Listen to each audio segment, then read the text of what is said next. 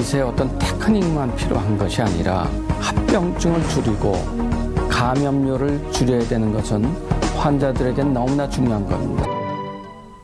국내 병원에서 치료를 받다가 의료진의 실수나 감염 사고로 숨지는 사망자가 많게는 한 해 14,000명으로 추정된다고 합니다.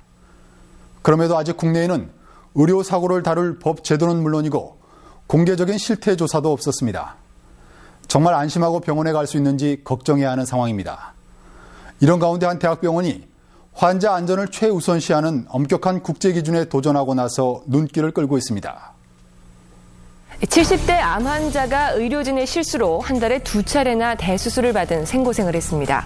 암세포가 오른쪽 폐에 있었는데 왼쪽 폐를 수술했었다고 합니다. 환자를 뒤바꿔서 수술한 황당한 의료사고에 병원이 병원장을 비롯해서 10명의 사직서를 제출받았습니다. 소비자 보호원에 접수된 의료사고 피해가 800건이 넘습니다. 10건 중 6건은 의사의 부주의 때문인 것으로 분석됐습니다.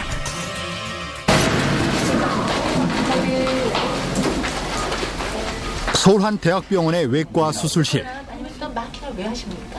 척추 수술을 기다리는 환자의 수술 예정 부위에 마크가 선명합니다. 집도의가 수술 전 직접 확인하고 정밀하게 표시해놨습니다. 병이 있는 마디를 꼭 수술해야 되기 때문에 거기 한번 실수를 하게 되면 오른쪽 왼쪽이 바뀔 수도 있고 4번째를 해야 되는데 5번째를 할 수도 있습니다. 그래서 수술할 사람들이랑 다시 영상으로 다 확인한 다음에 다시 정확히 확인하는 절차입니다. 이어서 수술 환자가 누군지 의료진 모두가 서로 확인하는 최종 절차가 이어집니다. 환자분 성함 이상경님, 수술 부위 척추, 방향 왼쪽. 맞습니까? 맞습니다. 맞습니다. 네, 맞습니다. 네, 맞습니다. 수술 시작하겠습니다. 이 병원에서만 하루에 수십 건씩 실시되는 수술들은 모두 이런 과정을 거쳐야만 합니다. 사소해 보이지만 어처구니 없는 의료사고를 막는 길은 결국 거듭된 확인뿐이라고 의료진은 강조합니다. 수술 직전에 함으로써 거의 100% 환자나 수술 부위가 털리는 걸 방지하기 위해서 의료사고 0%를 달성하기 위해서 이런 타임아웃제를 시행하고 있습니다. 오늘 완전히 조정을 하고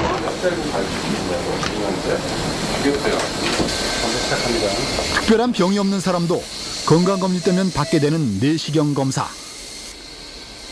내 몸에 들어올 내시경이 위생적으로 처리된 건지 감염에 대한 걱정이 적지 않습니다.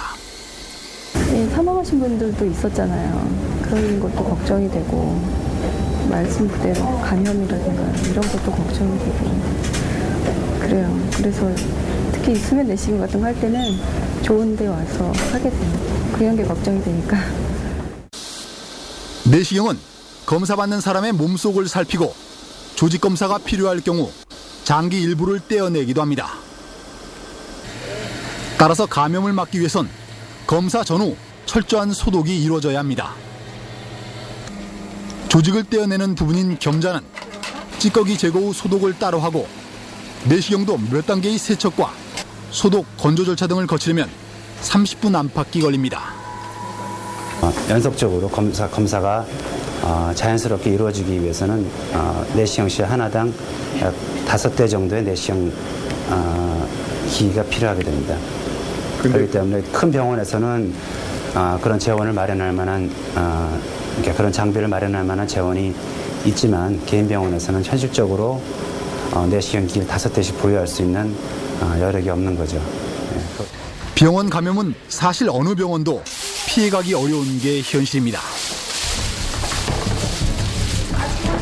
환자가 병원에서 병을 고치기는커녕 오히려 세균에 감염돼 숨지는 일까지 있을 정도로 병원 감염 문제가 심각한 것으로 나타났습니다. 대학병원 중환자실에서 지내는 환자 100명 가운데 8명이 항생제도 듣지 않은 균에 감염된 것으로 조사됐습니다. 이 병원 중환자실을 회진하는 의사들이 가장 먼저 하는 일은 입구에서 손을 씻는 것입니다. 한 환자를 살펴보고 다음 환자를 진료할 때는 다시 또 손을 씻어야 합니다.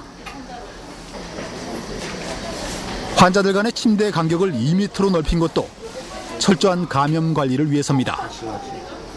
우리가 감염 관리에 굉장히 신경을 써야 되는 게 중환자가 되면 그 감염에 노출되는 그런 기회도 많고 그다음에 노출이 되면 또 면역력이 약하기 때문에 감염이 또 잘 발생하기도 합니다. 아무리 조심을 해도. 감염률을 최소화하기 위해선 병원 내 감염관리실과 치료팀의 유기적인 협조도 필수적입니다. 저희 감염관 입장에서 지금 계속 이렇게 0%쭉 유지시켜 주시기를 선생님께 부탁을 드립니다. 그러니까 이거는 굉장히 시기적으로 굉장히 드라마틱한 거니까는 굉장히 좋은 거를 저희가 볼 수 있네요. 선생님 손 좀 씻을까요? 살짝 팔 걷고. 입원 실을 드나드는 보호자들도 반드시 손을 씻도록 모든 병실에 세면대와 함께 종이 수건이 비치돼 있습니다. 의료진은 더 철저한 손 씻기를 요구받습니다. 손 씻기만으로도 세균의 80% 이상 제거할 수 있기 때문에 이 병원은 감염 관리의 출발점으로 손 씻기의 중요성을 거듭 강조해 왔습니다. 그 손을 비누로 자주 씻고 하더라도 손에는 사람 몸에는 다 균이 자랍니다. 그래서 그 균을 수술할 때 어쨌든 최소한 해가지고 수술할 때 그 자기 이 손에 있는 균이 환자에게 안 건너가게 하려고. 또 어떤 분들은 장갑을 2개 끼는 사람도 있고요. 심지어 감염 취약병동으로 분류된 곳은 손을 씻지 않으면 아예 출입문이 열리지 않게 설계되어 있습니다. 병원의 의료기구들이 한 곳에 모이는 중앙공급실. 이곳은 소독과 멸균 상태 전에 오염지역이 완벽히 차단돼 있습니다.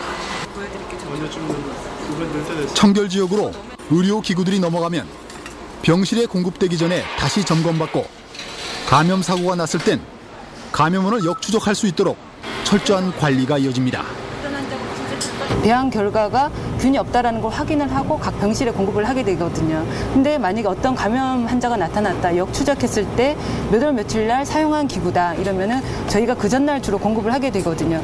그 날짜에 찾아서 각각의 기록을 다 보는 거죠.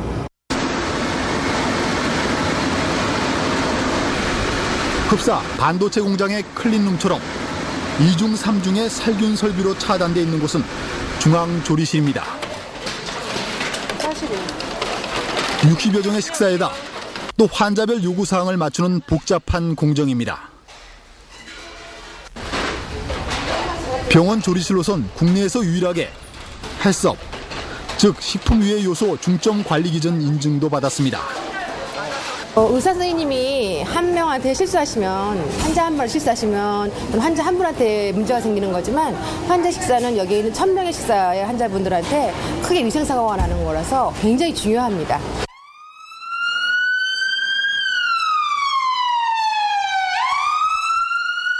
(24시간) 급한 환자로 붐비는 응급실. 응급 환자로 들어왔지만 우선순위에 밀려서 진료 파트 간의 협조가 지연돼서 제때 제대로 된 치료를 받지 못하는 눈에 보이지 않는 의료 사고도 있습니다.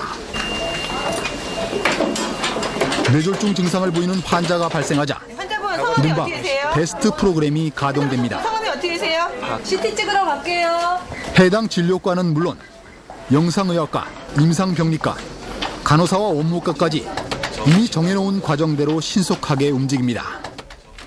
뇌졸중 환자 같은 경우에 3시간 이내에 할 수 있는 치료가 있지만 3시간 다 채우지 않고 2시간, 1시간 보다 더 빨리 치료했을 때 보다 더 환자가 신경학적 결과가 마비 정도가 좋아지는 것이라든지 혹은 말씀 못했던 분이 좋아지는 거라든지 그 좋아지는 정도가 더 좋게 됩니다.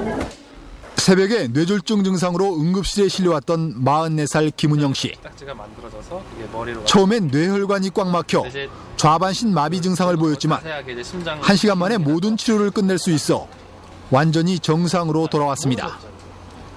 빨리 지체 안 하고 119에 빨리 신고한 겁니다. 그 아저씨들도 바로 오셨고 또 바로 병원에 들어와서 바로 처치받을 수 있었고. 그것 때문에 마비를 좀 풀 수 있었네요. 예.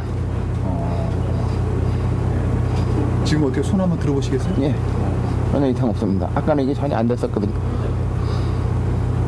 또 의사는 환자들에게 증상에 관해 충분히 설명을 해줍니다. 환자 본인은 물론 보호자도 우리나라 의사들의 불충분한 설명이 늘 불만 대상 1호였습니다. 의사들이 불친절하고 설명 안 해주고 너무 당연했어요. 다들 그렇게 했으니까. 근데 제가 이제 계기가 돼서 외국 생활을 하다 보니까 그 친절함이라는 거를 몸소 이렇게 겪어보니까 가면 정말 사소하지만 아주 사소한 것까지 설명을 다 해줘요. 네가 왜 이 약을 먹어야 되고 네 증상이 왜 이래서 나타나고 그러니까 집에 가서 뭘 조심해야 되고. 이 병원은 환자 안전이 핵심인 의료 서비스 국제 인증을 받기 위해 1년 동안이나 컨설팅과 평가를 받고 있습니다. 이 과정에서 국내 의료 현실과 국제 기준의 차이가 냉정하게 드러났습니다. 이 병원도 본원만 국제 인증에 도전한 상태입니다. 최근에 2000년도 이후에 중환자실을 중심으로 해서 이제 여러 가지 조사를 해보니까 우리가 예측한 것처럼 미국이나 불아파 같은 선진국보다는 좀 심각한 면이 있다는 것을 저희가 알게 됐고, 아직 나아갈 길이 더 많이 남아 있죠. 이번 JCI를 통해서 다행히 이제 병원의 전폭적인 지원을 받아서 과거에 이제 우리 응급실이 갖고 있던 그 의사결정의 지연이 될지, 그다음에 장기간 입원 대기될지 이러한 문제를 상당 부분 해결을 했습니다. 오늘 정책 토론회 정말 축하드립니다. 현재 국내에선 병원 감염에 대한 실태 조사마저 법적 근거도 없을 만큼 감염 관리에 대한 제도화의 길은 여전히 험하기만 합니다. 의료기관들은 비현실적인 수가 제도만을 탓하고 정치권도 입법화를 미뤄왔습니다. 병원 감염하는데 바로 돈입니다. 이 어려운 그 수가 중에서 병원 측에만 강요하는 것은 문제가 있고 정부 측에서 또 의료 사고나 의료 분쟁에 대해서 우리가 이제는 더 이상 이걸 늦추지 말고 그 의사와 환자 모두를 다 만족시키고 신뢰를 회복할 수 있는 그런 법적 제도적 틀이 저희는 필요하다고 보고 있습니다. 환자의 안전 확보는 의료 개방을 앞둔 국제 경쟁 시대 예외 없이 모든 의료기관들의 필수 생존 조건이기도 합니다. 국제 경쟁력을 높이고 또 환자를 위해서 가장 중요한 것은 그 환자가 어떤 치료를 받았을 때 어떻게 하면 합병증을 최소화하고 감염률을 최소화하는 것. 정부가 차세대 국가동력으로 추진 중인 의료 산업의 선진화. 그 기본도 바로 환자의 안전 확보입니다. 의료기관 스스로의 노력은 물론 정부도 경직된 의료제도가 그 발목을 잡고 있는지 시급히 점검해야 한다는 의견이 많아지는 것도 그 때문입니다.